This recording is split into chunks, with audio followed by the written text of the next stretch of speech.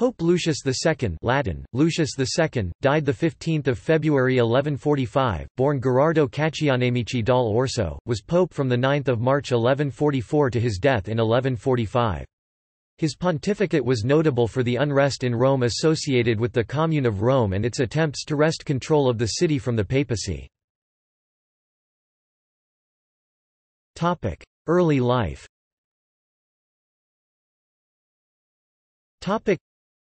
Gherardo Caccianemici dal Orso, the son of Orso Caccianemici, was born in Bologna. He was for many years a canon of the Basilica di San Frediano before his elevation by Pope Honorius II to cardinal priest of Santa Croce in Jerusalem in 1124. During this time there he renovated the basilica, attached a body of regular canons and improved its revenue stream. After he was elevated as pope, he presented to the Church a copy of the Gospels bound with plates of gold and adorned with jewels, as well as an altar cover and 2 chased silver gilt ampullae for use at Mass. Honorius also appointed him the librarian of the Diocese of Rome before appointing him papal legate in Germany in 1125. While there, he helped support the candidacy of Holy Roman Emperor Lothair III as well as appointing Saint Norbert of Xanten as the Archbishop of Magdeburg. In 1128, Gherardo was sent to Benevento to govern the city, which had overthrown the previous rector. In 1130 he was again appointed legate to Germany by Pope Innocent II, where he was instrumental in convincing Lothair III to make 2 expeditions to Italy for the purpose of protecting Pope Innocent II against the antipope Anacletus II. He had a further period as legate to Germany in 1135–36. He was one of the principal negotiators with Lothair III in attempting to force the monks of Monte Cassino to submit themselves to the authority of the papacy. In addition, he was sent to Salerno to negotiate the end of the schism involving Anacletus II with King Roger II of Sicily. As a principal supporter of Pope Innocent II, the Pope rewarded him for his efforts by appointing him papal chancellor. After the papal election of 1144, Gherardo was elected as Lucius II and consecrated on 12 March 1144. He probably took his name in honor of Pope Lucius I, who was commemorated a few days prior to Gherardo's consecration. Pontificate.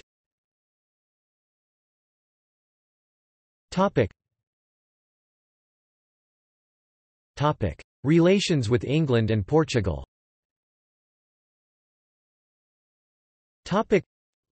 Lucius was involved in the usual running of church business throughout medieval Christendom. In England, he granted a number of privileges to bishops, monasteries and churches, including exempting the monastery of St. Edmund from all subjection to the secular authorities. He also dispatched a papal legate, Igmarus or Hincmar, to England, charged to investigate the request of Bernard, Bishop of St. David's, to elevate his see to the rank of Metropolitan Bishop, and to take the pallium to William, Archbishop of York. Regarding the political situation in England, he took the side of the Empress Matilda over the rights to the English crown. Early in his reign, Lucius received a request from prominent members of the town of Lucca to become the suzerain of the castle within the town in order to protect it from the war between Lucca and Pisa. Lucius received it on 18 March 1144 and for a payment of £10 of gold, agreed to defend it on his behalf. Lucius then returned the castle to them as a fief. Meanwhile, in Portugal, King Afonso I, eager to maintain the newly established independence of Portugal from the Kingdom of Leon, offered to do homage to Lucius, as he had done to Pope Innocent II, and to make the Pope the feudal suzerain of his lands. He offered Lucius his territory and a yearly tribute of 4 ounces of gold in exchange for the defence and support of the Apostolic See. Although Lucius accepted Afonso's feudal homage on 1 May 1144, and excused him from appearing in person, he did not acknowledge Afonso as King of Portugal, but instead as Dux Portugalensis. The royal title would eventually be conferred by Pope Alexander III. Finally, the city of Corneto, formerly belonging to the Papal States, was restored to the papacy during Lucius' pontificate by a formal deed on 20 November 1144. Conflict with Roger II of Sicily.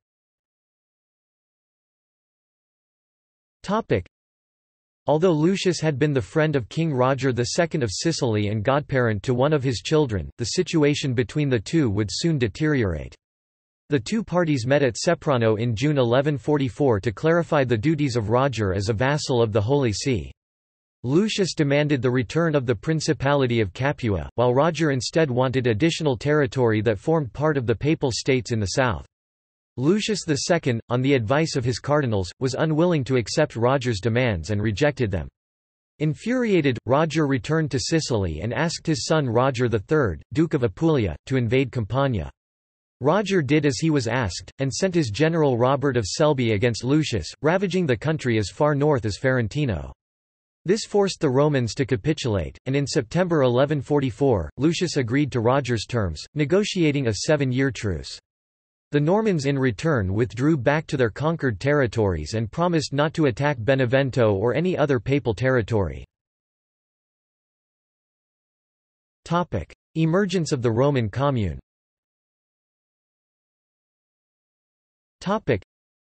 This surrender on the part of Lucius II gave an opportunity for members of the Roman Senate to reassert their ancient independence and authority and to erect a revolutionary republic at Rome which sought to deprive the Pope of his temporal power. The principal groups involved in this movement were the merchants and artisans, while the urban nobility kept their neutrality. The Senate, which practically took all temporal power from the Pope during the pontificate of Innocent II, had been managed with considerable skill and firmness by Lucius at the beginning of his pontificate, convincing many senators to either leave the Capitoline Hill or to lay down their magisterium.